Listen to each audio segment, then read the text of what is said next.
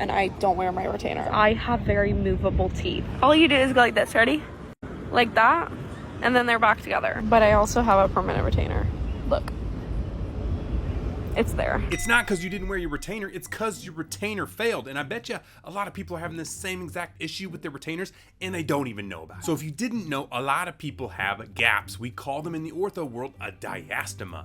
And when we close up the diastema or the gaps, a lot of times that tissue bunches up, the fibers are pulling, and that gap likes to open itself back up. And so a lot of what we do is we put a permanent or bonded retainer on the back of the two front teeth, exactly like what you saw. Now, a couple things here. You may think you're not wearing your retainer enough, but the reason that gap is forming in the front is not because you're not wearing your retainer enough, it's actually because your bonded retainer is broken. And this is the problem with bonded retainers, permanent retainers, and then why we don't like to use them a lot is because you rely on them and you don't realize that one tooth breaks and then all of a sudden gaps open up, teeth shift, and it's too late normally before you can get a chance to fix it. And the reason why you can move them and why you wear your retainer and it closes back is because your retainers are basically acting like a mini Invisalign case. And so you're moving your teeth every single day, in, out, in, out, in, out, and that's causing your teeth to be a little bit mobile because your teeth are literally shifting every day in, every day out, every day in, every day out. So this is what you need to do. You need to wear your retainer full time for a day, 2 days, however long it takes